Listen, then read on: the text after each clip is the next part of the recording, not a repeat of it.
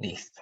Entonces, buenas tardes nuevamente, o prenoche, porque evening, ¿no? Es desde las 6 hasta las 8, y no hay traducción al español. Buenas, buenas tardes, buenas noches. El día de hoy vamos a ver lo que sería la introducción a la anatomía general. Mi nombre es Andrés Tanante Ramírez, soy ayudante de lo que vendría a ser soy ayudante de cátedra de anatomía humana. Ahí les dejo mis redes o mi correo, si me desean hacer una pregunta por ahí lo pueden hacer, y abajo la institución o las redes de Socibaf, en este caso de la sección de anatomía. Listo. Entonces, empezamos de una vez.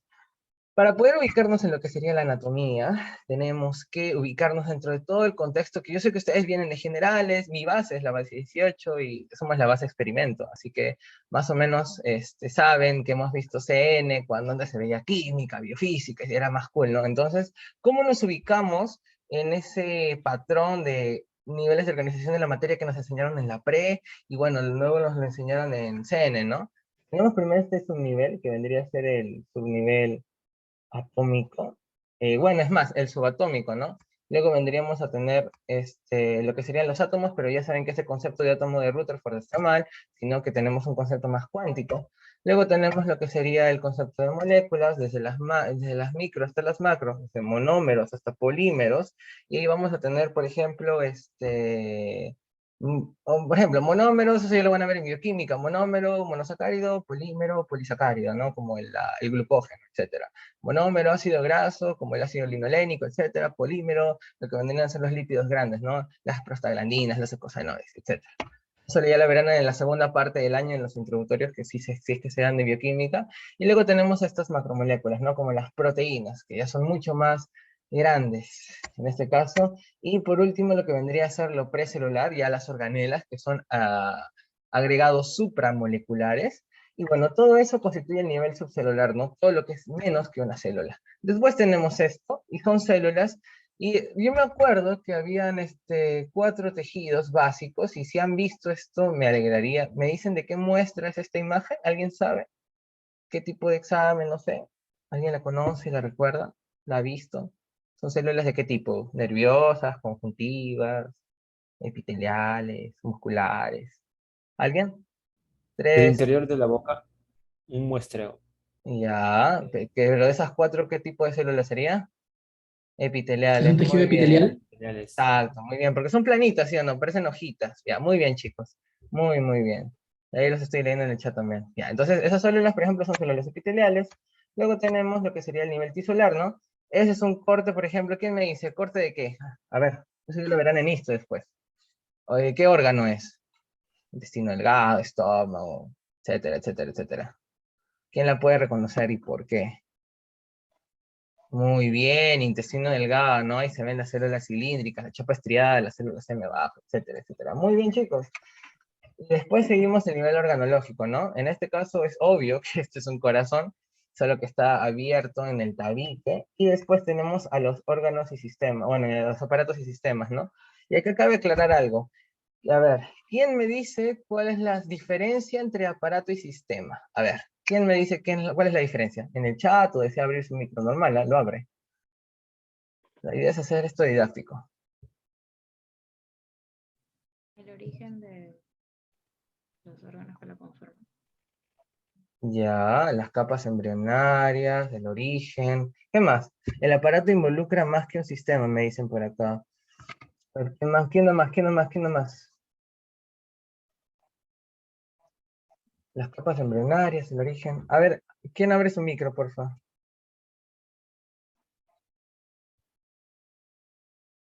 Hola, buenas. Sí, sí, dale, dale. Te escucho. Creo que por ahí oí que, no me acuerdo muy bien, pero unas tenían el mismo origen embrionario, venían de la misma capa, no me acuerdo si era parte del sistema, y el otro era que tenían diferente origen embrionario, venían del ectodermo o mesodermo, algo así. Creo que algo así oí.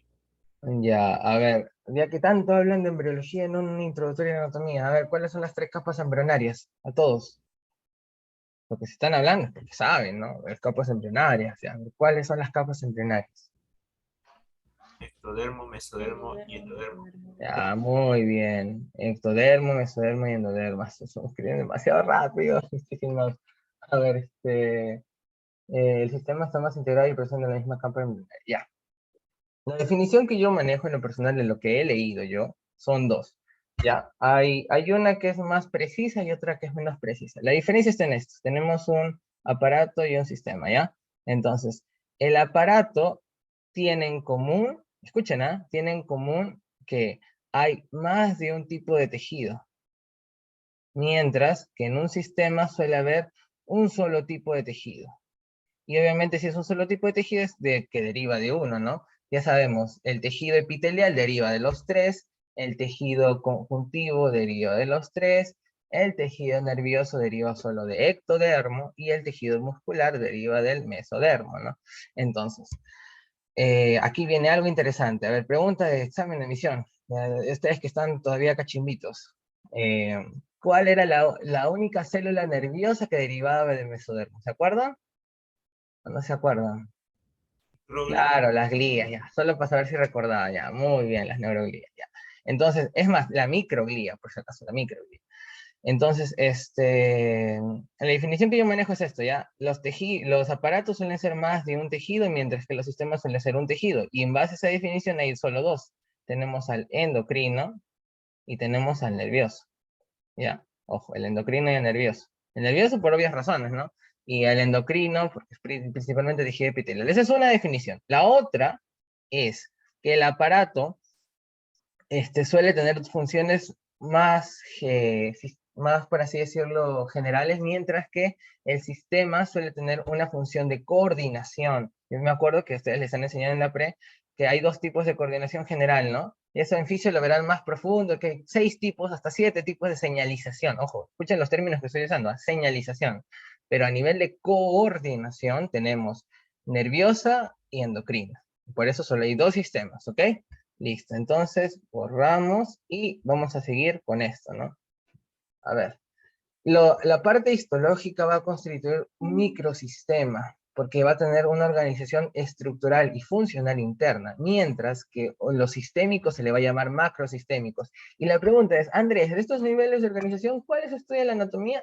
Hay que definir una cosa, la histología también tiene otro nombre, anatomía microscópica, mientras que la anatomía macroscópica, que es lo que vamos a ver en todos estos introductorios, etcétera, va a ser el nivel organológico y el nivel sistémico. El nivel sistémico lo va a profundizar un poco más fisio incluso. El organológico es donde nosotros nos vamos a centrar, ¿ok?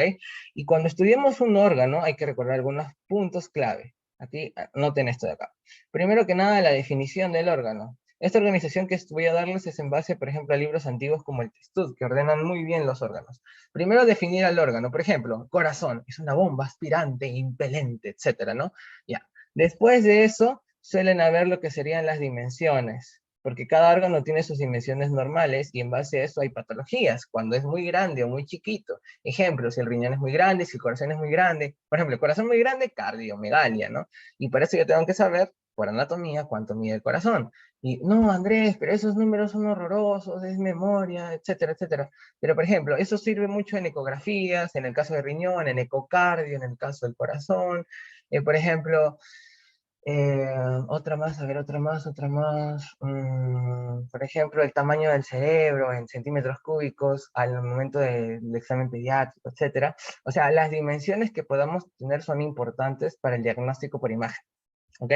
Luego de eso siguen dos. Configuración interna y configuración externa, ¿ya?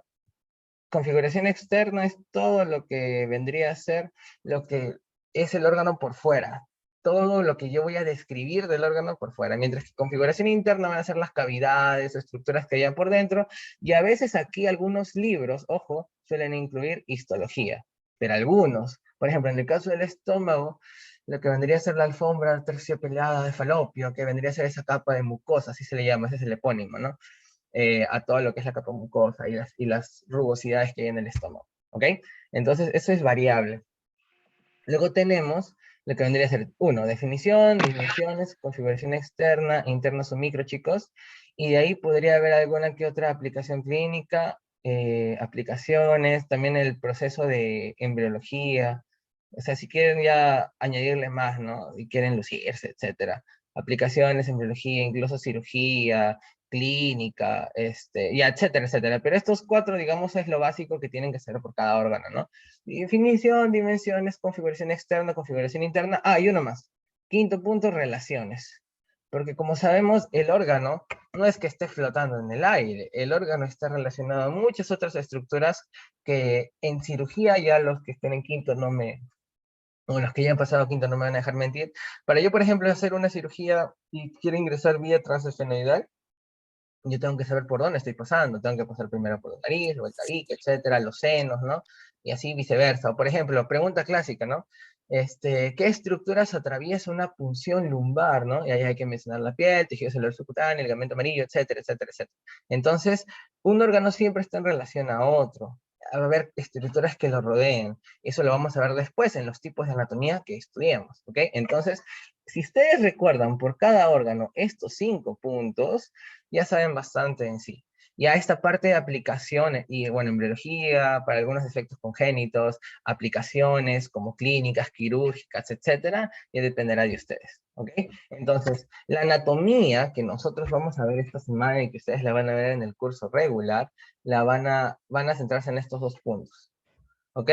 Luego vemos al individuo, a lo que vendría a ser esta parte, ¿no? Población, comunidad, ecosistema, biosfera, bioma y ecosfera, ¿no? Que era lo que antes se enseñaba, que también se le llama el, bueno, el nivel social, ¿no? Eso ya lo verán más en fisio, y bueno, ya lo han visto en ecología, en CN2, supongo. A mí me hacían ver eso en CN2. Bueno, hasta ahí. ¿Tiene alguna pregunta? ¿Todo ha quedado claro? ¿Puedo seguir? ¿Cuánto está 10? 1, 2, 3, 4, 5, Eh, 6, 7. Sí, ¿Podrías mencionarnos profesor. acerca del sistema sistémico, por favor, de la parte de macrosistemas? Ya, vuelvo a repetir esa parte. Aquí solo tenemos, hay que recordar 2 cosas, ¿no? Los sistemas y los aparatos. Los sistemas son solo 2, endocrino y nervioso, por las 2 razones. Por el origen embrionario, por las capas histológicas, y porque son los únicos que hacen funciones de coordinación. Los aparatos son todos los demás. Sin embargo, gracias por tu pregunta, en los libros van a leer indiscriminadamente sistema locomotor, sistema digestivo, porque esa es la tercera definición que se maneja. Aparato es cuando yo veo estructuras y sistema es cuando veo funciones más estructura. Entonces, los libros de fisio, sobre todo fisio, cometen entre comillas, error de decirle, ¿no? Sistema digestivo, porque van a hablar tanto de la estructura como de la función. Sistema, respiratorio, ¿no? O sea, es simplemente un manejo de definiciones que no viene al caso. Al final le pueden llamar como quieran, pero siempre es bueno saber la diferencia como tal. ¿Ok? Listo. ¿Hasta ahí tienen alguna pregunta para seguir? 5, 4, 3, 2, 1. Ya, listo. Entonces, esa es la primera ya, pues. No nos hemos demorado nada, ¿eh?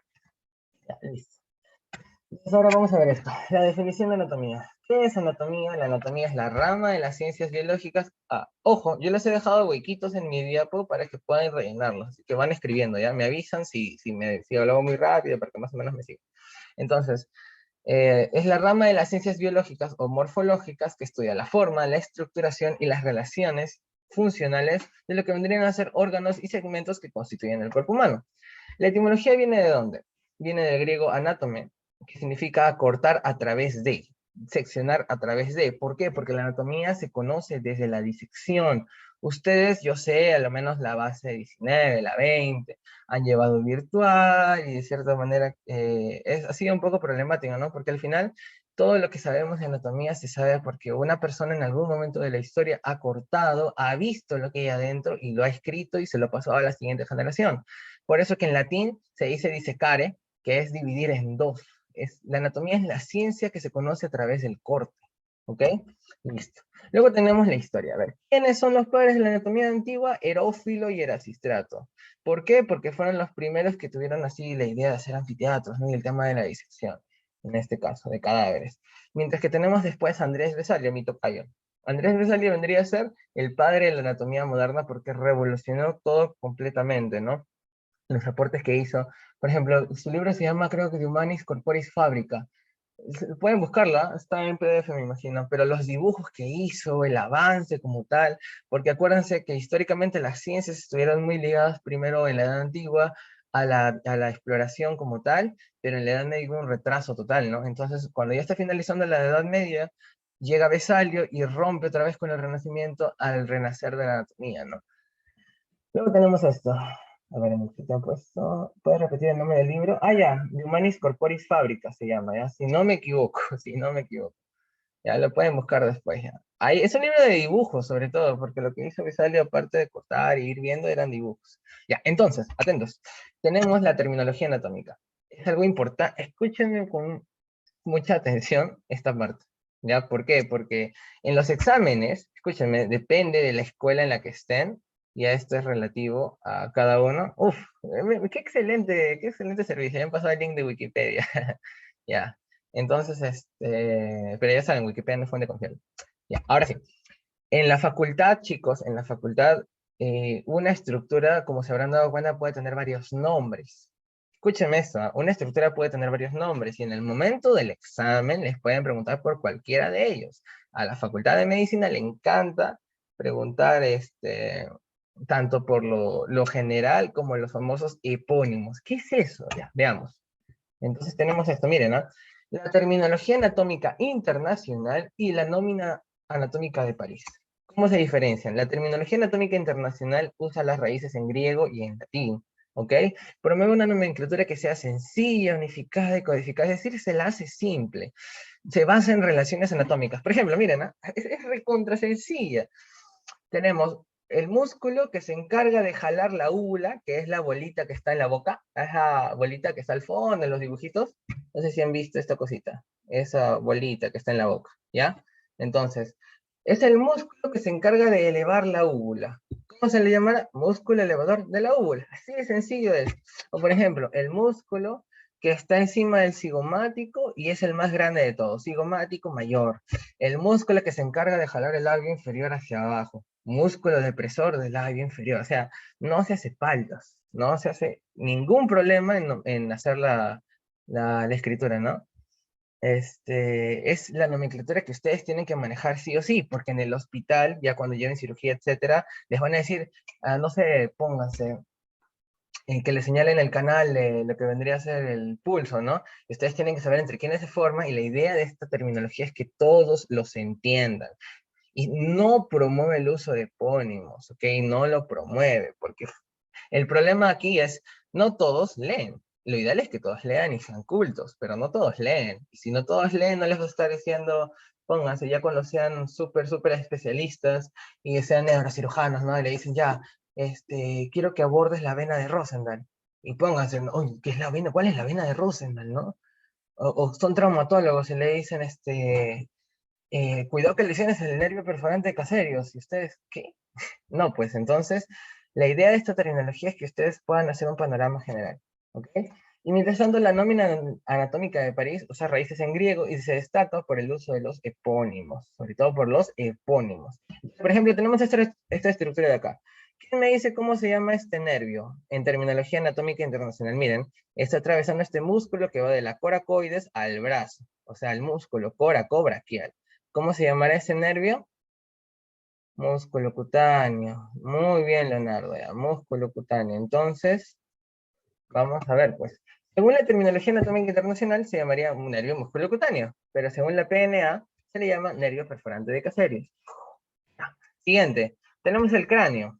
En el cráneo se forma un plano importantísimo para la terminología anatómica, que es entre el borde inferior de la órbita y el borde superior del meato auditivo externo, ¿ok?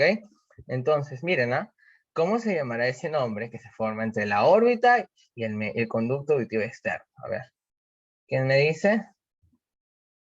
Ya empezamos con los epónimos, Diego, ya. No, el término general, ¿cuál sería? ¿Quién me dice? Fácil, ¿ah? Entre la órbita y el conducto auditivo externo. Nadie. Pónlate ahí plano órbito-meatal, porque es un plano entre la órbita y el meato auditivo externo. Así de sencillo. Pero como nos dijo Diego, es el plano de Frankfurt, ¿no? Ese es el epónimo. Y este sirve para posicionar la cabeza de una manera horizontal. A ver, espérenme un ratito. Ya. Listo. Sigamos. Entonces ahora vamos a ver los tipos de anatomía, ¿ya? Los tipos de anatomía, por ejemplo, ¿quién se encargará de estudiar los relieves duros y blandos visibles o palpables que se puedan examinar a través de la piel? la anatomía de superficie. Bueno, se voy a poner los 4 de una vez, ¿ya? La anatomía de superficie. Por ejemplo, esto es importantísimo para las ENFER, porque las ENFER tienen que buscar las venas para poner vías. Sí. ¿Aló? Chicos, apaguen su micro, por fin, si no van a opinar. Si no, normal interrumpan para hacer preguntas.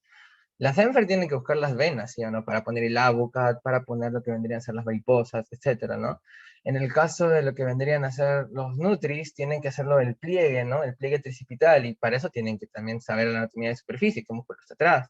En el caso de Tecno, los que son de TEFI, pucha, ellos tienen que saberse dónde está cada músculo, ¿no?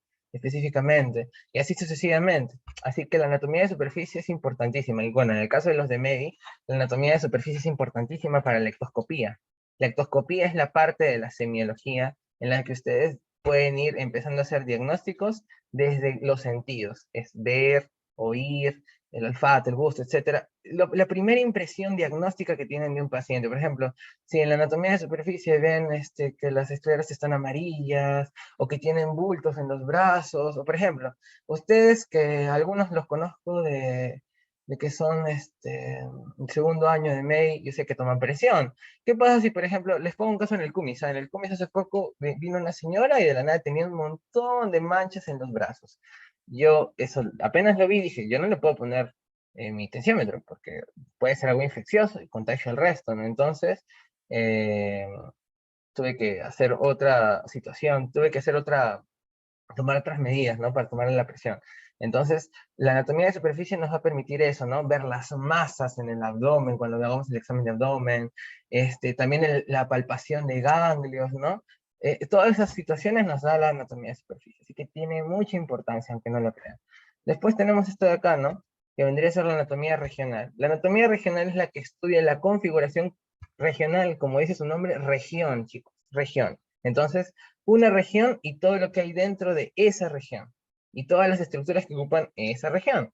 Mientras que la anatomía descriptiva es lo que pertenece a un aparato sistema, es sistema óseo, sistema endocrino, sistema, no sé, digestivo, etcétera, ¿no? Yo sé que ustedes tienen amigos de otras universidades, y como son, los conocen, me imagino, saben que ellos llevan el famoso curso de Morfo, ¿no? Morfo 1, Morfo 2, 3, etcétera, ¿no? Y ellos llevan los cursos por sistemas. Es una manera muy útil de aprenderlo, pero el problema es que no saben integrar esos sistemas. En cambio, en la anatomía regional yo sé todo lo que está pasando por esta región y yo puedo ir razonando que si hay una compresión, por ejemplo, una compresión a nivel del antebrazo, que nadie puede estar haciendo, etcétera, etcétera, etcétera, ¿no?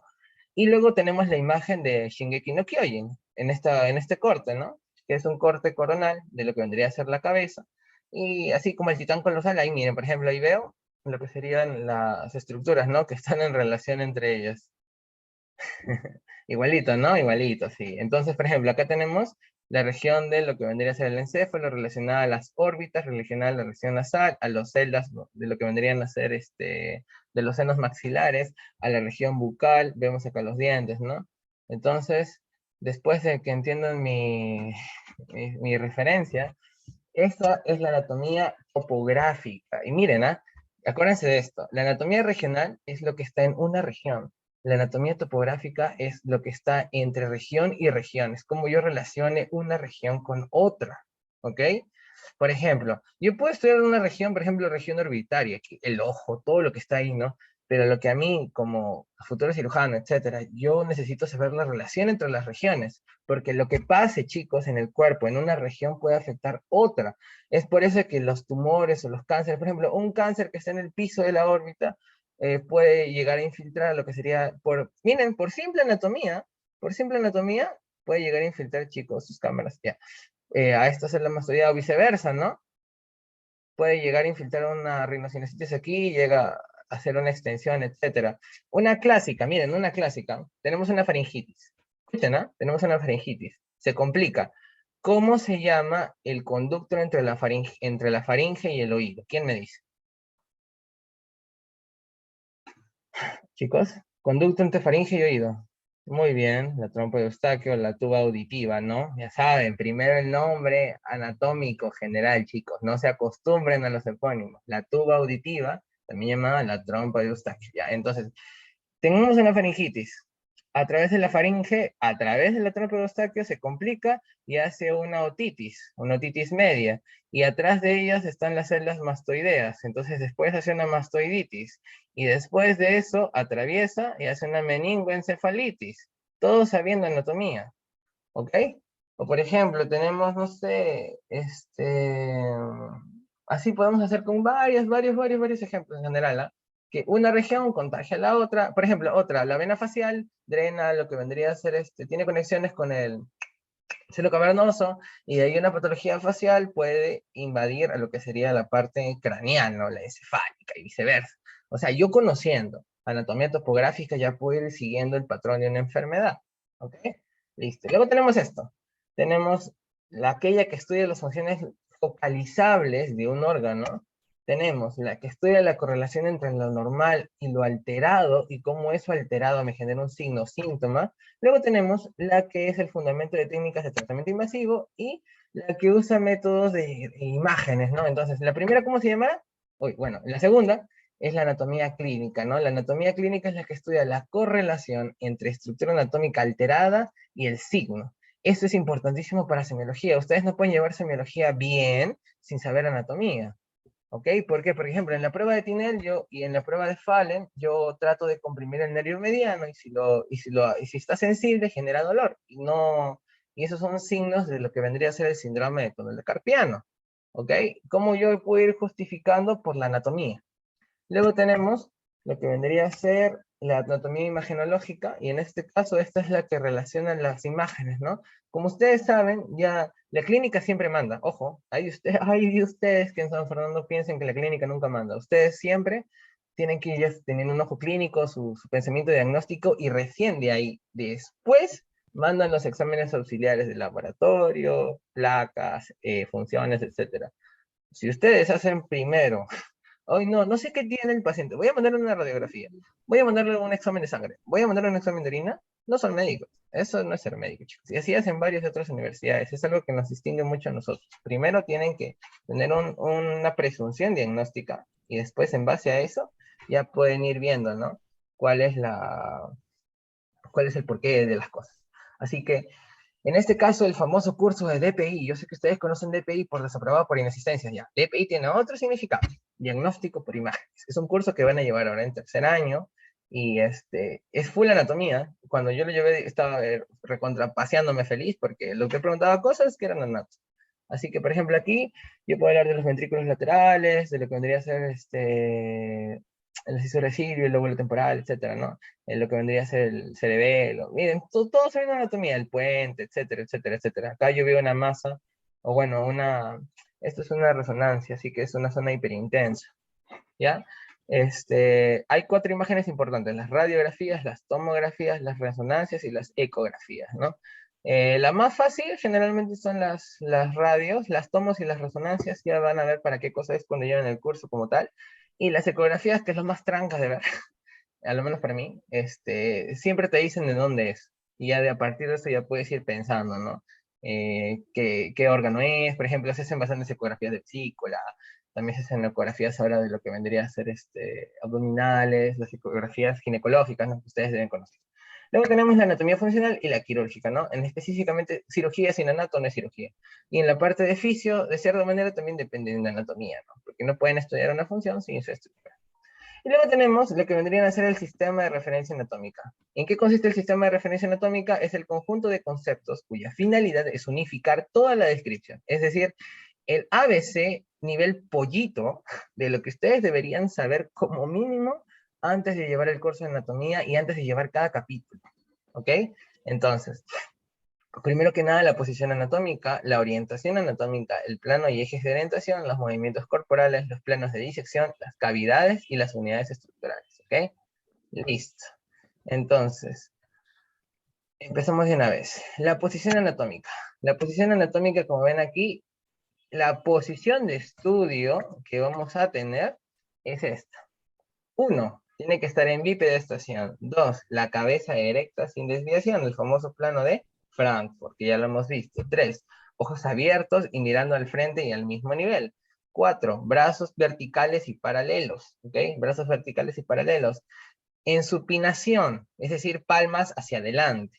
Luego tenemos lo que vendría a ser aducción de dedos, es decir, dedos juntos, talones juntos, y acá hay una controversia, ¿no? Algunos dicen pies paralelos, otros en 30 grados, eso no importa.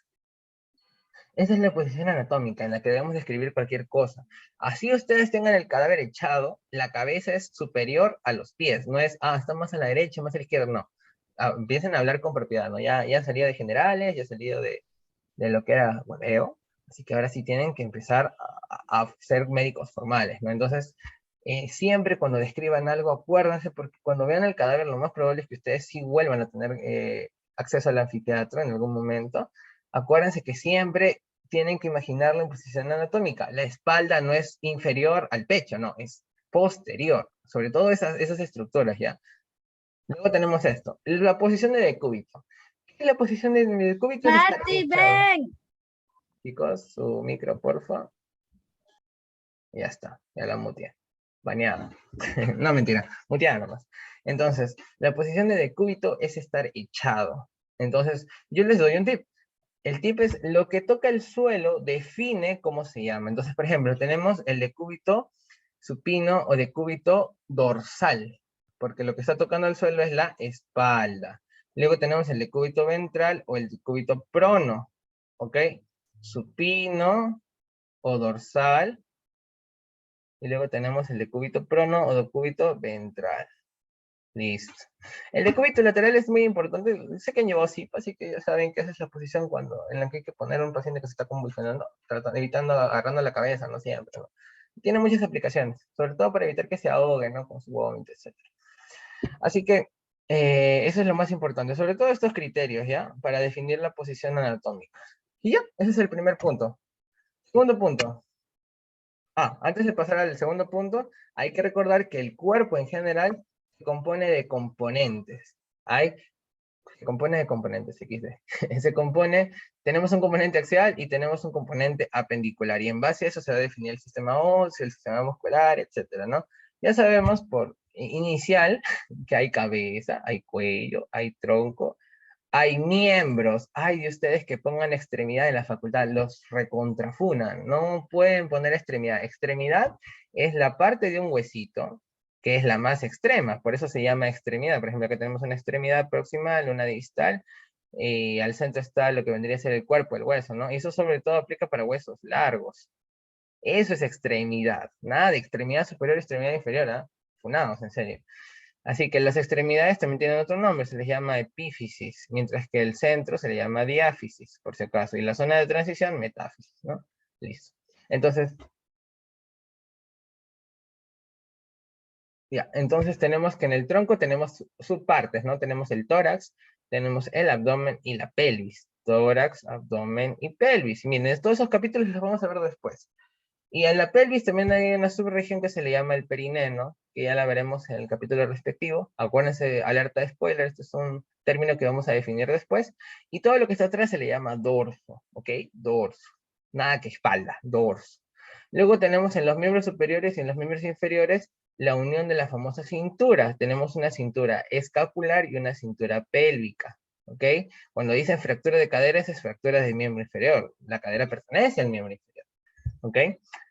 Entonces tenemos ahí subregiones, ¿no? Tenemos región del hombro, región escapular, región pectoral, etcétera. Tenemos región del brazo, brazo, antebrazo, ya saben, antebrazo es después, nada de... porque en articulaciones se van a marear. Y tenemos mano, ¿no? Y en el caso pues, del miembro inferior tenemos muslo, nada que pierna es todo, muslo, pierna, y la parte de atrás se llama corva. Corva, con V, ¿ya? Corva.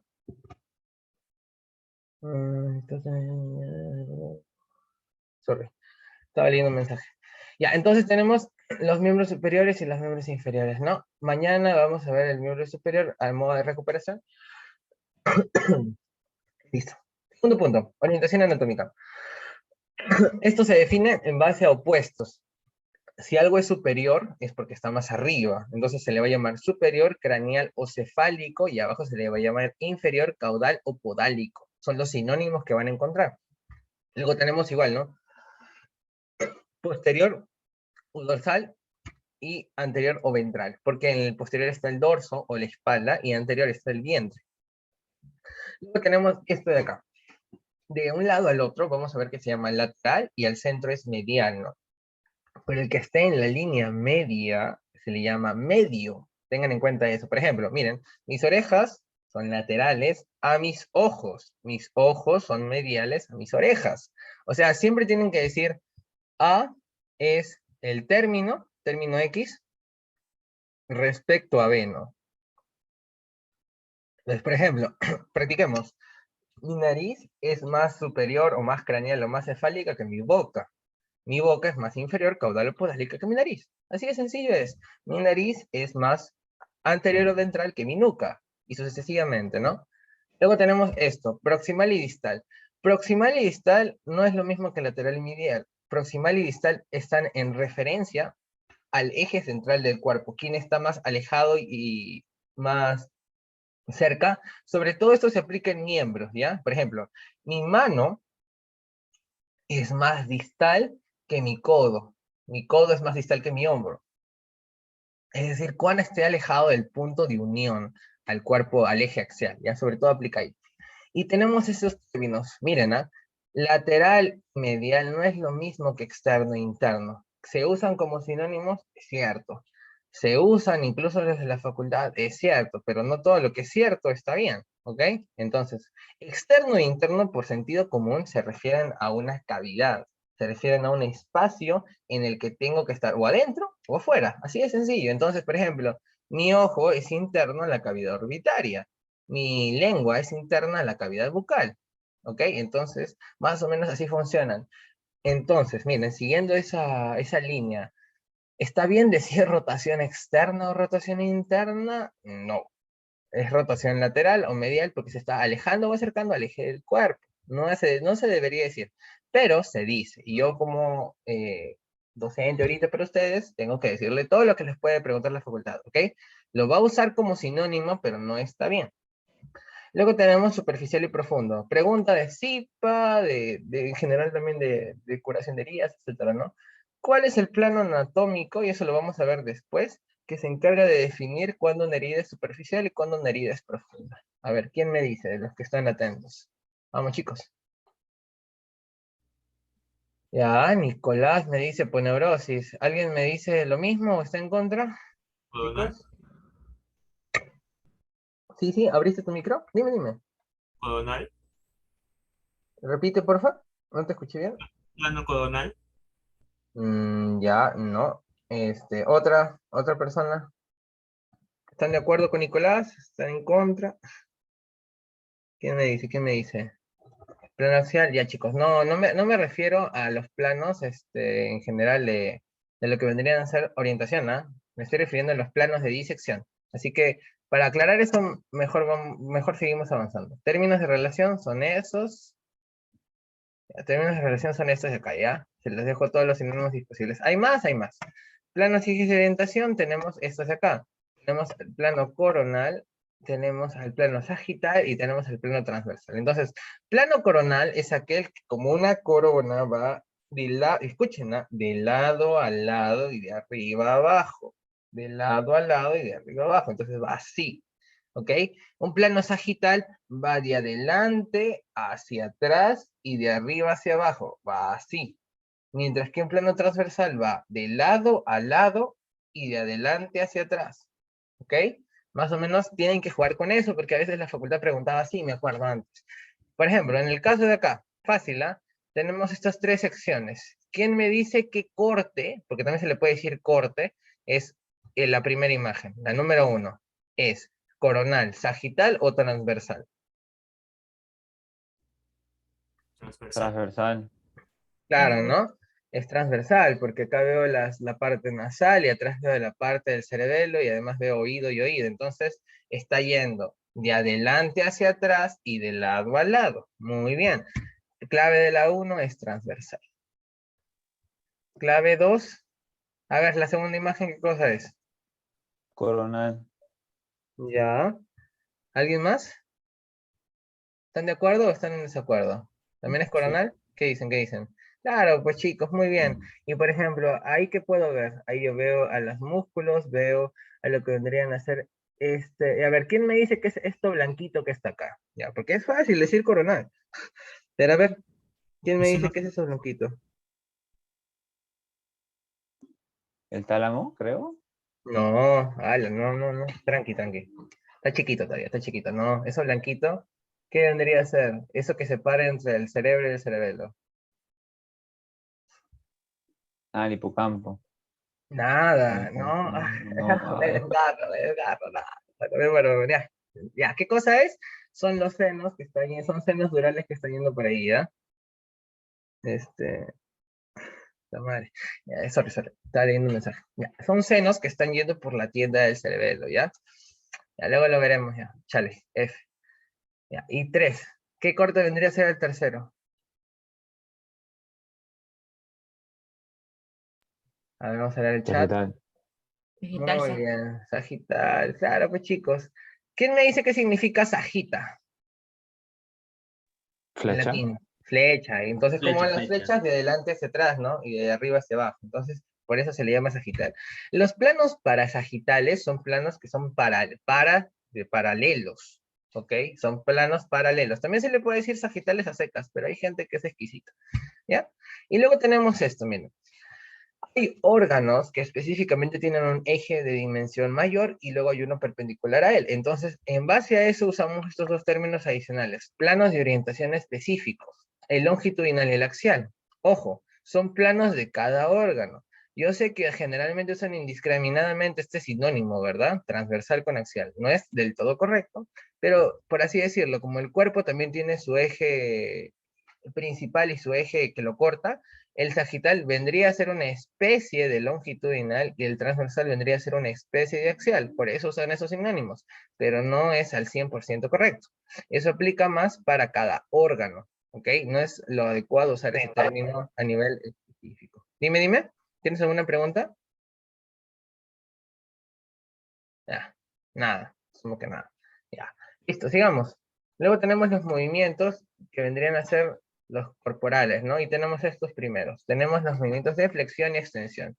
La flexión está definida por dos criterios, uno sencillo y uno complicado. El sencillo es flexión F de fácil. Es más fácil hacer una flexión que una extensión. Ejemplo, es más fácil llevar el brazo hacia adelante que llevarlo hacia atrás, ¿no? Entonces, esa es flexión de hombro o de brazo. Y acá tengan atención en algo, ¿no? Tenemos una articulación 1, tenemos un segmento y tenemos una articulación 2. Luego tenemos un segmento y tenemos una articulación 3. De ejemplo, esto es hombro, esto es codo y esto es muñeca. Entonces, esto que está entre hombro y codo se le conoce como brazo. Esto se le llama antebrazo y esto se le llama mano. Entonces, miren, ¿ah?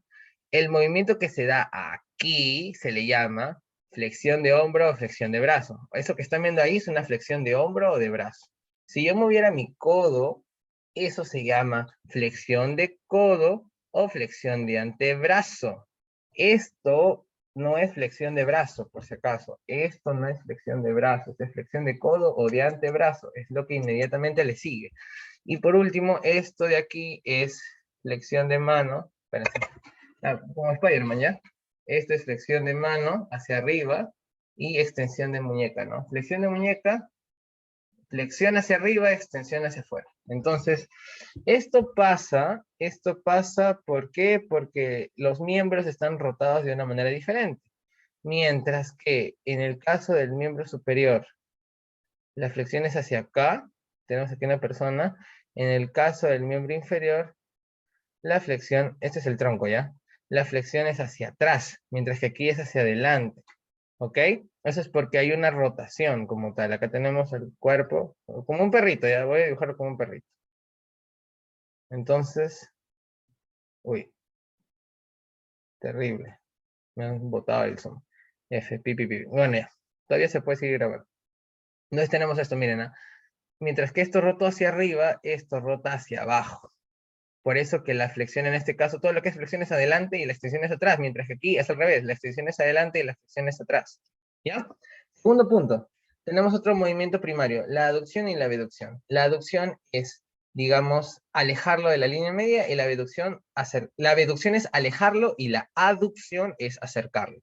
Aquí algunos profesores a veces le dicen abducción, pero está mal dicho, se debe escribir como af nada más, pero por un tema de facilidad de diferencia, se le debe decir abducción, ¿ya? Ahora, en este caso, la definición formal de ambas es, esta, digamos, aumenta el ángulo respecto al plano. ¿Qué plano sería de adelante hacia atrás y de arriba abajo? El plano sagital, ¿sí o no?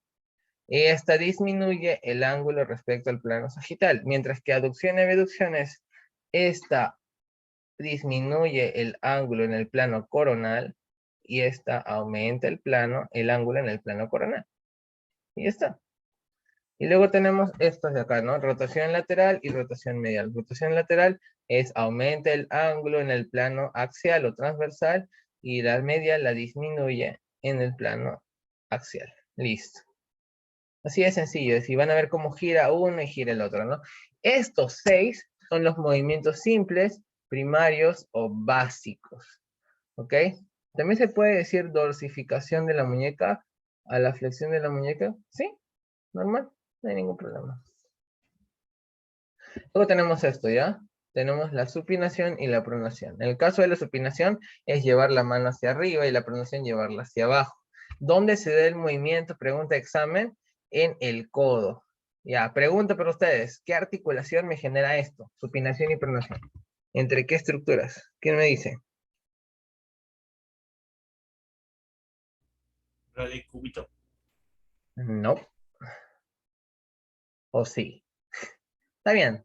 Es entre el radio y cúbito, ¿no? Porque la cabeza del radio gira sobre lo que vendría a ser el cúbito, ¿no? Entonces, en ese caso, hay un ligamento que lo fija, que es el ligamento anular, y va a girar, ¿no? En este caso, gira en esa cavidad. Se da justo donde lo están viendo, ¿no? Se da en la articulación proximal, no en la distal del radio, ¿ya? Muy bien. Radio cubital. Radio cubital proximal, porque también hay una radio cubital distal, por si acaso. Lo principal sea en la radio cubital proximal. Luego tenemos estos dos, la inversión y la eversión. Entonces, como están viendo ahí, inversión es llevar el pie hacia adentro y la eversión es llevar el pie hacia afuera. Y la circunducción es el conjunto de lo que es flexión, abducción, flexión, aducción y extensión, ¿ya? Vas haciendo el giro completo de los 4 movimientos, eso es circunducción. Entonces, en este caso, como estoy combinando, se le llaman movimientos secundarios o conjugados. Específicamente, ¿qué se combina? Ya eso es chamba de ustedes de averiguarlo, porque es un introductorio, es algo general. Luego tenemos esto, ¿no? Otros movimientos, tenemos elevación y ascenso, depresión y descenso, y anteropulsión o protracción o protrusión, y retropulsión, retracción o retrulsión, ¿ya? ¿Esto en qué consiste? Esto es ir hacia arriba o hacia abajo, así de sencillo. Y esto es ir hacia adelante o ir hacia atrás. Son movimientos adicionales, ¿no? Y, por ejemplo, está el famoso movimiento de diducción, que es lateralización de la mandíbula, con estos dos, que es anteropulsión y retropulsión, ¿no? Ya es cuestión de que vayan profundizando después en ellos. Los planos de disección son estos. 1, la piel. 2, el tejido celular subcutáneo. 3, fascia y aponeurosis. Y aquí viene una hermosa y bonita diferencia, porque no es lo mismo. ¿Ok? ¿Quién me dice la diferencia, chicos? A ver, hay varias diferencias, ¿no? Hay dos que yo uso, una embriológica y una histológica. A ver, una embriológica y una histológica. ¿Quién las conoce? ¿Alguien? Fascia, aponeurosis, fascia, aponeurosis. ¿Alguien, alguien? Nadie. Ya, a ver, 10, 9, 8, 7, 6, 5, 4, 3, 2, 1, ya. Las fascias son dependencias vasculares, porque van a estar generalmente rodeando vasos, mientras que las aponeurosis son dependencias musculares. Eso es a nivel embriológico, mientras que a nivel histológico, las fascias vendrían a ser tejidos, ambos son tejidos conjuntivos, ¿ok? Pero, digamos, lo que vendría a ser la fascia es tejido conjuntivo denso, mientras que las aponeurosis son tejidos conjuntivos laxos, es decir, las fascias suelen ser un poquito más gruesas, y por ejemplo, las aponeurosis no, suelen ser más laminadas, ¿ya? Entonces, por ejemplo, tenemos ahí la fascia cervical, ¿no? La aponeurosis bicipital, etcétera, ya lo van a ir viendo. En la hora de la práctica, San Fernando y sus doctores nos van a decir que son lo mismo, pero ya saben que no lo es. De ahí tenemos al músculo, tenemos al periósteo y el hueso, tenemos a lo que vendrían a ser los vanes, ¿no? Generalmente hay un van afuera y un van adentro, y como sabemos que este es el plano que limita lo que es superficial de profundo, a este van se le va a llamar van superficial y a este van se le va a llamar van profundo. Generalmente el van profundo está escondido en los músculos, atrás de ellos. Por ejemplo, en el brazo suele estar el van del brazo, el van humeral o braquial suele estar en relación al músculo bíceps, ¿no? En la cara medial, pero está casi metiéndose bajito. Y generalmente sí van a encontrar esos vanes profundos, suelen ser más gruesos, suelen estar más protegidos también por ese motivo, porque son más gruesos. Mientras que los vanes superficiales tienden a ir sobre todo a la piel, ¿no? La inervación nerviosa y sensitiva. Y esto de la cavidad depende. Si es esqueleto axial, en el esqueleto pendicular no hay cavidades, ¿ok? Listo. Y de ahí seguimos esto, ¿no? Hablando de cavidades, hay una cavidad craneana, aquí hay varias cavidades, orbitaria, bucal, nasal, etc. Tenemos una cavidad general, que es la cavidad ventral, que es una cavidad torácica dividida por el abdomen, por este músculo que es el diafragma, una cavidad abdominopélvica dividida por lo que vendría a ser la circunferencia pélvica, que está entre la pelvis mayor y la pelvis menor, y bueno, ¿no? Y en la parte dorsal tenemos a la cavidad craneal y a la cavidad vertebral, el canal vertebral, ¿no? Por donde va a estar la médula. Luego tenemos esto último, el parénquima. El parénquima va a ser la mínima porción de un órgano de las cuales se den sus funciones. Ejemplo, ¿quién compone el parénquima del hígado? ¿Quién me dice? ¿Quién compone el parénquima del hígado? Vamos, chicos, el toque, el toque, el toque, el toque. Patocito. El hepatocito es la célula. Sería el lobulillo hepático, ¿ok? En el caso del pulmón igual, el asino pulmonar, y así sucesivamente, ¿ya? Así hay unidades anatómicas, son conjuntos, no es solo una célula, es unas unidades anatómicas, ¿ok? En el caso del estroma es todo el relleno, por ejemplo, el parénquima vendría a estar formado principalmente por los alvéolos, ¿ok? Si bien hay lobulillo, unidad, asino, etcétera, es el alvéolo. Y todo lo que rodea el alvéolo, es ese tejido, es el estroma, ¿no? Algo importante, ya fisiopatológicamente hablando, es que aquí es donde actúan las famosas fibrosis, las enfermedades que se encargan de reparando o algún daño, generan de que haya menos tejido funcional y aumente más tejido estructural. Entonces se pierde función a manera de reparación del cuerpo. Esas son las famosas fibrosis. Hay fibrosis pulmonar, fibrosis quística, ¿no? Etcétera. Lo van a ver en bastantes lugares. Listo. Entonces, ahora toca la segunda parte, que es breve también, y que son las generalidades de artrología. Y ese es un tema un poquito más especializado. Y como están viendo en las imágenes, vamos a ver esto, ¿no? Tenemos, para tu cámara, porfis. Esto. Tenemos esto. Empezamos. A ver, déjame cerrar esto, el que me está tapando para verlos. Ya está. Hay varias definiciones, ¿ya? Por ejemplo, el conjunto de elementos por los huesos que se unen entre sí. Luego tenemos, están constituidas por un conjunto de formaciones anatómicas que unen huesos. Otro libro que dice, tejidos y estructuras que vinculan las partes del esqueleto, son conexiones entre huesos. Y, por ejemplo, tenemos puntos de contacto entre dos elementos esqueléticos, ¿no? Como están viendo en cada imagen ejemplo. Entonces, ¿cuál es la definición que yo manejo de un doctor que al menos está muy bien sistematizada? Es esta. Las articulaciones o yunturas, o joints en inglés, son las interacciones mecánicas entre dos o más superficies corporales sólidas, pero de la misma naturaleza. Entonces, esto de aquí va a servir porque manifiesta presión, tracción, fricción, cizallamiento y rotación, ¿ok? Se pueden expresar de cualquiera de esas maneras. Y aquí hay algo importante. Ahí les dejo los libros donde saqué todas estas definiciones y vamos a tener esto. Hay tres maneras de clasificarlas: por su grado de movimiento, por la naturaleza del tejido entre la articulación y por su grado de libertad o ejes de movimiento. Entonces tenemos esto. Las móviles, como les están viendo en esta imagen, son aquellas, como su nombre lo dice, que tienen un desplazamiento como tal. Luego tenemos las semimóviles o anfiartrosis, que como están viendo aquí, van a darse en un movimiento relativamente menor. Ejemplo, en el caso de lo que vendría a ser la respiración, ¿no? Ahí la articulación costovertebral y las dos, ¿no? La costovertebral, que es la del cuerpo, y lo que vendría a ser el tubérculo, costotransversa, van a permitir que las costillas hagan una especie de palanca, ¿no? Y se puedan ampliar, ¿ven? En lo que vendría a ser la inspiración y luego la expiración. Luego tenemos las inmóviles, y en este caso lo que vamos a tener es que no hay grado de movimiento, es nulo, ¿ok? Luego tenemos esta segunda clasificación, es por la naturaleza del tejido, y aquí es donde todos se confunden. Atentos con esto, ¿ah?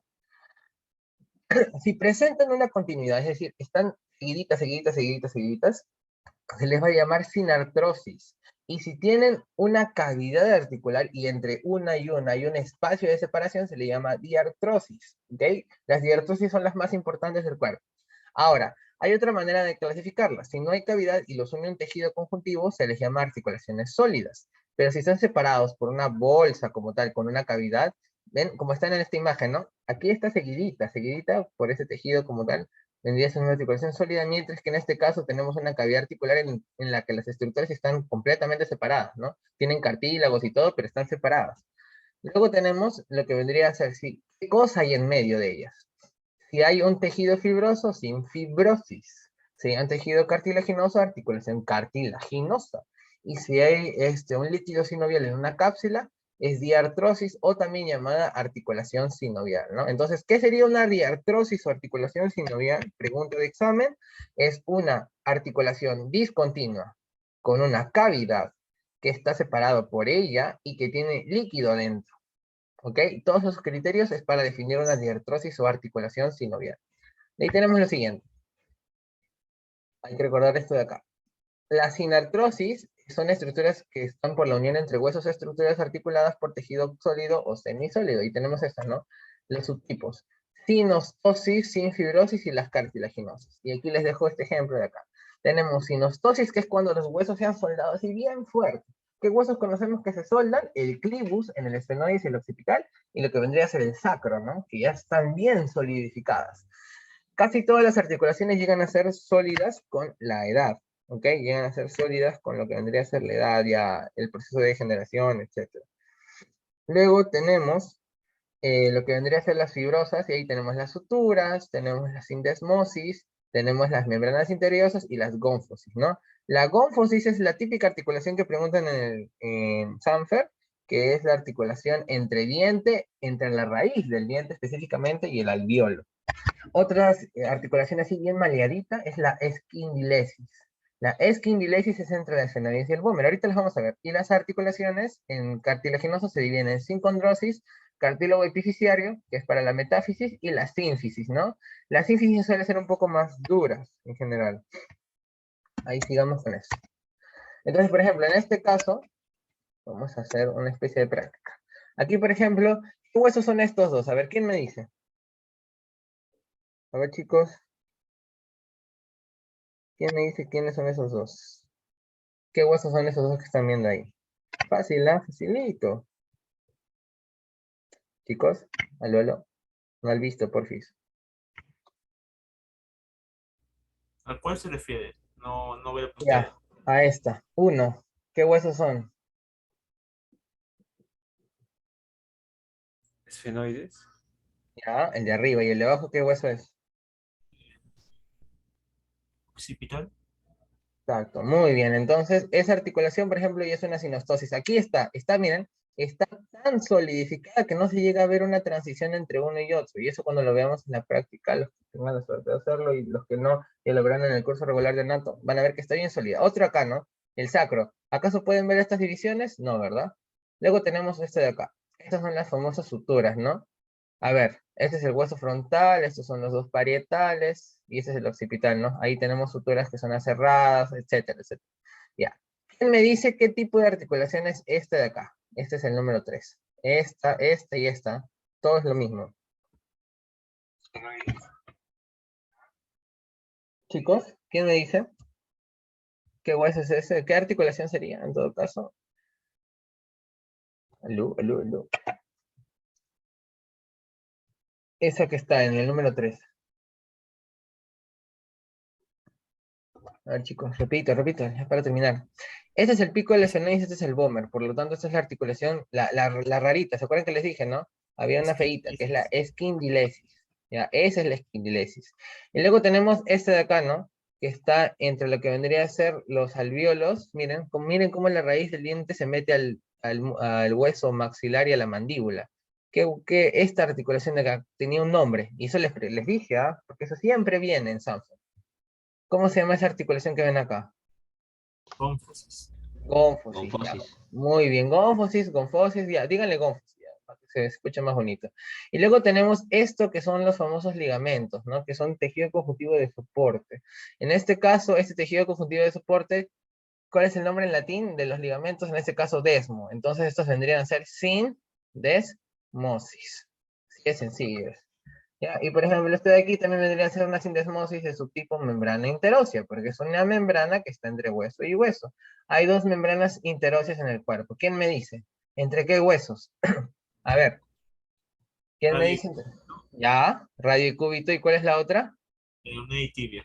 Muy bien, peroné y tibia. ¿Ven? Easy, recontra easy. Ya está. Luego tenemos esto. Las sinoviales, esto es básico que pregunten, ¿ya? Aquí les dejo la tablita como tal. Este es en base a los ejes. Esta de aquí de la bicondilia, la suelen preguntar por el tema de que es la famosa ATM, ¿ya? Porque tiene dos cóndilos que se cruzan. El cóndilo propio de lo que vendría a ser la mandíbula y el menisco que está ahí, ¿ya? Pero hay una bicondilia doble, que la van a encontrar en lo que vendría a ser el plato de lo que es esta es la tibia, miren, la tibia es así, es como dos huecos, entonces, y el fémur es así, entonces, aquí hay cartílagos, y es un cóndilo con otro cóndilo, por eso se le llama bicondilia doble, ya, por si algún día les preguntan. Ahora, todas estas de aquí, que las vamos viendo de acuerdo al movimiento que ven como tal, tenemos una que da vueltas, tenemos una que es una tróclea, que es como una palanca, tenemos una que es como una esfera, una que es completa y una que es incompleta, tenemos una que es como que encajara recíprocamente y una que se desliza, ¿no? Entonces las vamos a ver mejor acá. Ya, uy, sorry, esta imagen se me coló. No sé. Sorry, se me coló feo. Este de acá. A ver, espera un momentito. Para que lo puedan copiar bonito. Ya está. Ya, entonces, en este caso, la estructura de lo que vendría a ser la articulación sinovial como tal es esta de acá, ¿ya? Vamos a tener de que pueden tener, miren, tenemos esta cavidad, tenemos una membrana sinovial que está envuelta por una membrana fibrosa y hay una cavidad, miren, en esa cavidad siempre los huesos están cubiertos de cartílago. Ya, ahora sí, ya, préstame atención aquí, porque esto es importantísimo para cuando ya lleven semiología en reumato, solo viendo esto nada más. Hay una gran diferencia entre las artritis y las artrosis, mal llamadas artrosis, que son las famosas osteoartritis, ese es el nombre correcto, ¿ya? La artritis, escuchen, si no escuchan, ya, F por ustedes. Recupero ya. Entonces, las artritis atacan acá. Aquí es donde ataca la artritis. La artritis acá ataca a lo que vendría a ser a la membrana sinovial. Es una inflamación de la membrana sinovial. Mientras que la famosa artrosis, mal llamada artrosis, que es la famosa osteoartritis, ese es el nombre correcto, vendría a estar residiendo aquí, en el cartílago hialino. Ahí es donde ataca, porque mientras que esta es una enfermedad más inflamatoria, esta es una enfermedad más de desgaste. Escuchen, este es de desgaste. Se desgasta esto y el periósteo es lo que duele. Esa es otra cosa. Ustedes tienen que pensar qué cosa es lo que realmente está doliendo. En el caso del pulmón, el pulmón no duele. Lo que duele es la pleura. En el caso de las vísceras no duelen. Lo que duele en sí es la distensión del peritoneo parital, ¿no? Es un dolor más localizado, mientras que lo que sería el visceral es más referido, etcétera. Eso ya lo vamos a ver después. En el caso del riñón, ¿qué duele? La cápsula renal. En el caso de la articulación, ¿qué duele? Lo que duele es, en este caso, si es la membrana, es artritis, si es el desgaste de los cartílagos, es artrosis, porque lo que duele en el hueso no es los huesos, es el periósteo. El periósteo, al ser tejido conjuntivo, está lleno de nervios y de vasitos. Entonces, toco periósteo con periósteo, esto duele como cancha, ¿ok? Eso es lo que duele en la artrosis, porque es más de desgaste. Esto se corta, incluso acá mencionan el famoso plato óseo subcondral, que ya lo verán después, ¿ya? Luego tenemos, por ejemplo, en los tendones también suelen haber unas bursitas o bolsas, ¿ya? Y ahora aquí, esto ya es más complejo, una articulación como tal puede tener una bursa, que es una bolsa adicional, entre la piel y la articulación, puede tener discos articulares o meniscos, que son cartílagos que ayudan a complementar, por ejemplo, esto es plano y esto es redondo, ¿no? Esto ayuda a que encaje como debe ser, puede tener una bolsa de grasa, etcétera, etcétera, etcétera, ¿no? Ahí están viendo las estructuras que faltan. Listo, cambiamos. A ver, traducción, para los que no saben inglés. Joint capsule, cápsula articular, membrana sinovial, membrana fibrosa, cartílago hialino, hueso, articulación, cavidad articular, hueso. Al otro lado, tendón, bolsa, cavidad articular, disco articular o menisco, bolsa de grasa, hueso, cartílago hialino, membrana fibrosa, membrana sinovial, bursa, piel y hueso, ¿no? Listo, sigamos.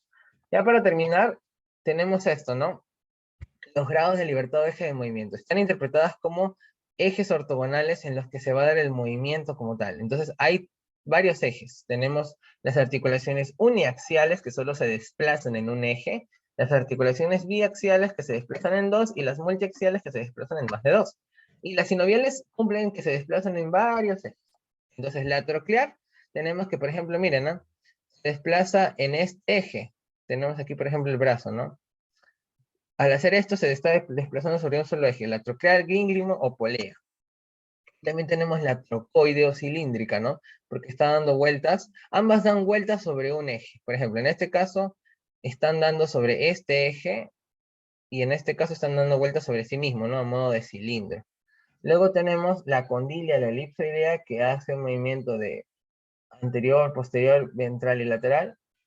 El encaje recíproco, que hace exactamente lo mismo, solo que es menos limitado, y lo que vendría a ser la artrodia o plana, ¿no? Que igual lo hace a modo de deslizamiento. O sea, en ambos ven dos flechas, aquí solo veo una y una.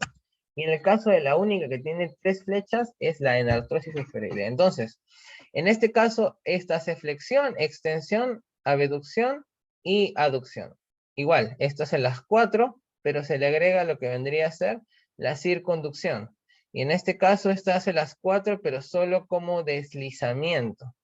¿Ok? Se desliza. En sí no son cuatro, es un movimiento que se va hacia cualquier lado. En cambio, esta de aquí hace las cuatro, pero aparte hace rotaciones. Esa es la gran diferencia. Esta hace las cuatro, pero hace rotaciones. Esta hace las cuatro con circunducción, y esta hace las cuatro con circunducción, y además rota. Esa es la gran diferencia. Y hay varias esferoides importantes, ¿ah? Y aquí vamos a hablar de las más importantes. La primera, la troclear, la básica, ¿no? La de los codos. También tenemos la de las falanges. En el caso de la trocoide tenemos dos. Tenemos lo que vendría a ser el radiocúbito proximal, que es la que me define la pronación, y lo que, ojo, proximal es acá, ¿eh? Aquí en el codo. Y luego tenemos la del cuello, ¿no? ¿Entre qué vértebras? A ver, ¿quién me dice? ¿Quiénes forman la articulación trocoide en el cuello? Esa que me permite girar la cabeza. ¿Qué vértebras? ¿Cómo se llaman esas vértebras? Para acabar de una vez ya. El axis y el atlas. Muy bien. C1 y C2, ¿no? Luego tenemos condilias, y las condilias son, por ejemplo, la que está entre el carpo y el radio. Esta es la que me permite hacer esto, miren. Lateralización de muñeca y lo que vendría a ser flexión-extensión. Luego tenemos el encaje recíproco, que funcionan como dos Cs que encajan, y tenemos dos importantes. La esternoclavicular y la articulación que le dio la evolución al hombre, que le llama la articulación más importante del cuerpo, que es la formada entre el trapecio y el primer metacarpiano. Las artroides o planas tenemos, generalmente todo lo que no se mueve mucho es plano, ¿ya? Tenemos aquí, por ejemplo, acá, entre lo que sería el acromio clavicular, que se desliza. Tóquense, miren, giren así y van a sentir cómo se desliza. Tóquense acá y hagan una rotación así, medial y lateral. Van a sentir en su hombro cómo se desliza. Igual en el codo, ¿no? Miren, tóquense acá y van a sentir la tróclea. Van a sentir cómo solo se mueve en un solo eje. Luego también aquí, ¿no? Tóquense acá y van a sentir cómo se mueve, ¿no? En el caso del cuello igual. Y luego tenemos la enartrosis. Y hay dos enartrosis importantes. Tenemos la del hombro y la de la cadera. ¿Ok? La del hombro y la de la cadera, que permite dar ese movimiento en el suelo. Y aquí les dejo un esquema. Hay una y que otra que creo que se llama, no me acuerdo, pero creo que era en el caso de lo que sería las del oído. Pero generalmente casi todo está bien en este esquema, ¿ya? Y chicos, eso sería todo en parte de los introductorios. No sé si tengan alguna pregunta que puedan dejar, no sé, si todo ha quedado claro. para poder explicar un poco del esquema de los introductorios, pero primero preguntas del tema, ¿ya? Acuérdense, es un introductorio, en el repaso se les va a dar más cosas puntuales, sobre todo de los capítulos. Esto es el primero de todos, es el más general. No sé si tengan alguna pregunta, los escucho, tanto por Facebook, a los que están, como a los que están aquí en el Zoom. O si no, todo claro, pongan en el chat, para poder pasar a explicar un poco el esquema de los intros. A ver. Es un tema sencillo, ¿eh? Ya, listo. Ahorita antes de pasar a lo de los tips. Ya, todo claro. ¿Alguien más, chicos? Ya nos quedan todavía unos 4 minutos para acabar la hora, la primera hora. Si todo ha quedado claro, pongan todo claro, todo bien, todo correcto. Yo que me alegro. Pero si no, dejen alguna pregunta que tengan. Todo bien, todo correcto. Todo bien, excelente, ya está. Listo, entonces vamos a regresar a la primera diapo. A ver, vamos a dar unas cosas generales ya sobre lo que sería